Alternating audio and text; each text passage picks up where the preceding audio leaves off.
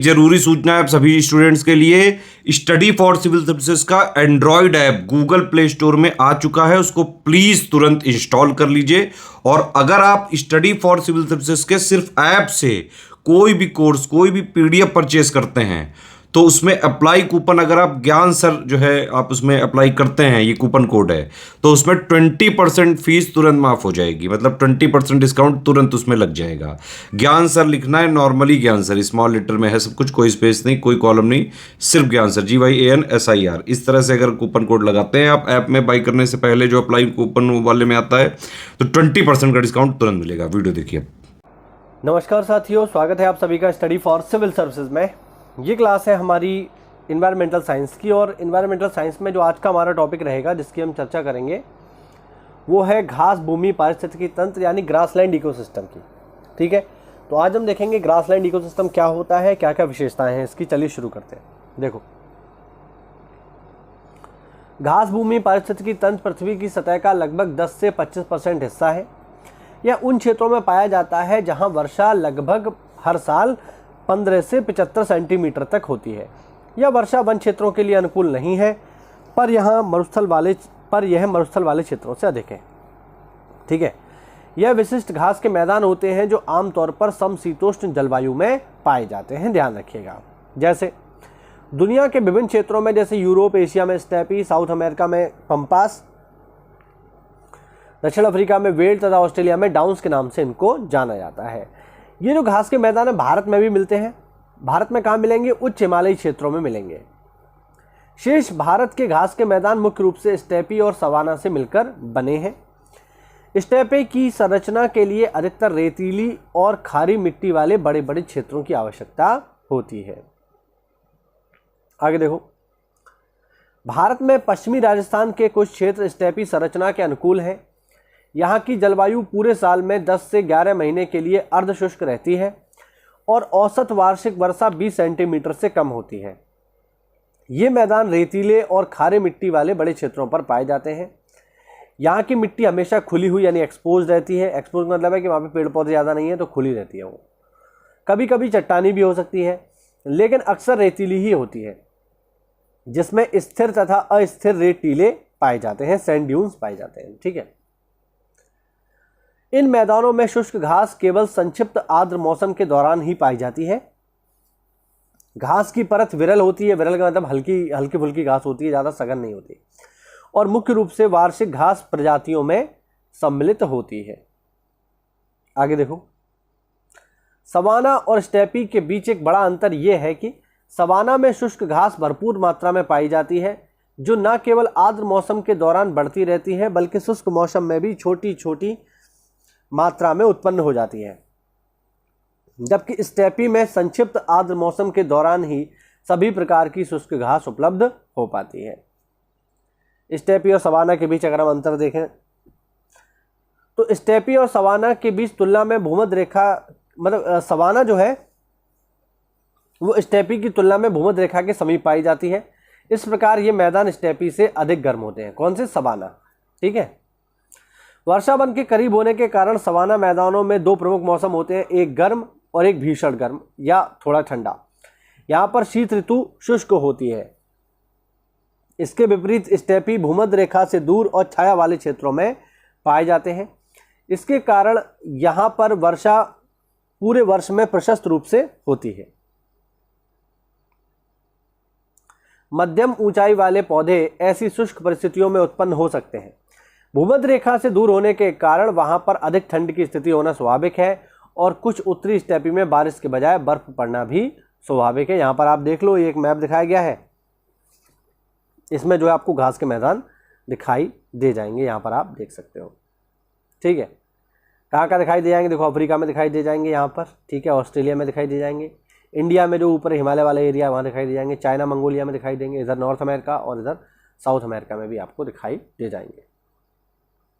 ठीक है, देखो भाई, चूँकि ये काफ़ी इंपॉर्टेंट फैक्ट है, तो ये 2-3 वीडियो में हम छोटे छोटे वीडियो बना करके कवर इनको करेंगे, लेकिन फैक्ट सारे इंपॉर्टेंट है, एग्जाम में पूछे जा चुके हैं। देखो, पहला फैक्ट है, मैंग्रोव वनस्पति अंडमान निकोबार द्वीप समूह सहित भारत के सभी तटीय राज्यों यथा पश्चिम बंगाल, ओडिशा, केरल, तमिलनाडु आंध्र प्रदेश, गोवा, गुजरात, कर्नाटक और महाराष्ट्र में पाई जाती है। मैंग्रोव वनस्पति क्या होती है? जो समुद्र के किनारे मिलती है, दलदली क्षेत्रों में। मैंग्रोव वनस्पति का विकास खारे पानी में अधिक होता है तथा ये ताजे पानी में भी उग सकती हैं, परंतु यहाँ इसका विकास खारे पानी की अपेक्षा कम होता है, यानी बेसिकली खारा पानी इनको चाहिए।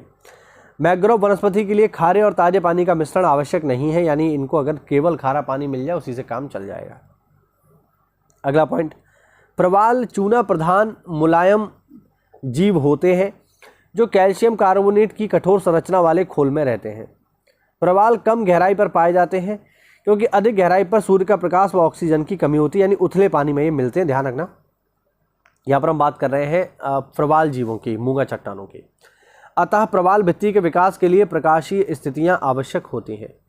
ये इंपॉर्टेंट चीज़ है। प्रवाल भित्तियाँ यानी आपने नाम सुना होगा, मूंगा चट्टानें होती हैं। विश्व में सबसे बड़ी जो मूंगा चट्टान है वो कोरल रीफ है ना, तो उन्हीं के बारे में बात हो रही है यहाँ पे।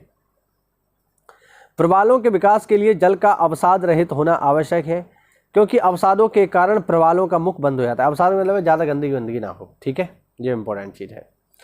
उष्णकटिबंधीय समुद्री जल में लगभग 20 डिग्री सेल्सियस से 21 डिग्री सेल्सियस तापमान प्रवालों के जीवन यापन हेतु अनुकूल होता है। प्रवाल भित्तियों की वृद्धि के लिए लगभग 32 से 40% लवणता आवश्यक है। लवणता ये परसेंट नहीं है, पर 1000 है, इसको हम ऑलरेडी महासागर वाले चैप्टर में पढ़ चुके हैं। स्थूल आकार वाले शक्तिशाली जंतु जो जलीय वातावरण में स्वतंत्र रूप से तैर सकते हैं तथा धाराओं के विपरीत तैरने में भी अंशतः सक्षम होते हैं तथा इनके अधिकांश जंतु कशेरुकी होते हैं। ऐसे जंतु तरणक या नेक्टन समुदाय में आते हैं। तो नेक्टन समुदाय में कौन आते हैं? वे जंतु जो स्वतंत्र रूप से तैर सकते हैं और इनमें इतनी ताकत होती है कि ये धारा के विपरीत भी तैर सकते हैं। ऐसे जंतुओं को नेक्टन समूह में शामिल किया जाता है। अब नेक्टन समूह के कौन से इंपॉर्टेंट जीव हैं? जैसे हेरिंग है, प्लेस है, कॉड है, स्क्विड मछलियाँ हैं, टूथ व्हेल है और सी काऊ समुद्री गाय, ये सारे के सारे नेक्टन जीवों के अंतर्गत आते हैं। आगे बात करते हैं प्लवक की। प्लवक क्या होते हैं? सागरीय बायोम के प्रकाशित क्षेत्र एवं सागर के ऊपरी इपैपीलैजिक मंडल में जल के ऊपरी भाग में पाए जाने वाले सूक्ष्म जीव जैसे प्रोटोजोआ और क्रस्टेशियन एवं पादपों जैसे शैवाल और डाइटम आदि को प्लवक कहा जाता है। ठीक है ना? हाँ, जो जल की ऊपरी सतह है वहाँ पर पाए जाने वाले जीव जंतु या पौधे, जीव जंतु जैसे प्रोटोजोआ और क्रस्टेशियन, ठीक है, और पेड़ पौधे जैसे शैवाल और डाइटम, इनको मिला जुलाकर क्या कहते हैं? प्लवक कहते हैं। ठीक है, इस श्रेणी के पादपों को फाइकोप्लैंक्टन तथा जंतुओं को जूप्लैंक्टन कहा जाता है। यानी सब क्या है? ये प्लैंक्टन है।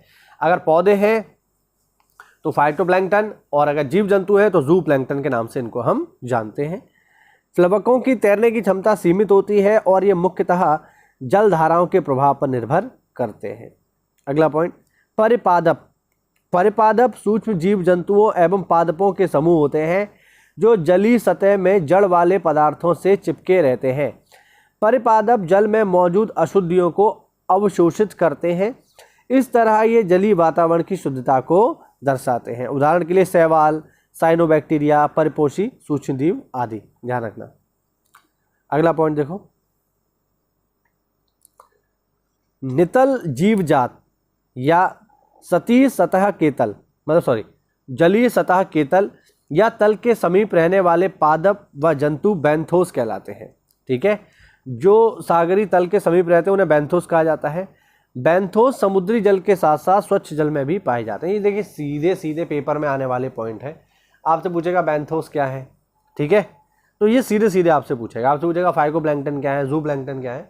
तो ज़्यादा इसमें कुछ खास है नहीं, बस आपको ये परिभाषा है एक तरीके से, और आपको इनमें ये पता होना चाहिए कि ये किससे जुड़ी हुई है, बात खत्म। ज़्यादा इसमें कुछ नहीं है। ठीक है, अगला पॉइंट, कोरल त्रिभुज एक समुद्री क्षेत्र है जो Indonesia, Malaysia, Papua New Guinea, Philippines, Solomon द्वीप समूह और तिमोर लेस्ते, जिनमें कम से कम 500 भित्ति निर्माणकारी प्रवाल हैं, इन्हें कहा जाता है कोरल त्रिभुज। यह वेस्टर्न पैसिफिक ओशन में स्थित है, ध्यान रखना। ठीक है ना?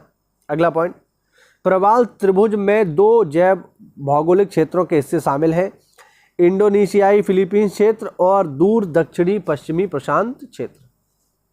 अगला पॉइंट, विश्व की सबसे अधिक प्रवाल विविधता प्रवाल त्रिभुज में पाई जाती है।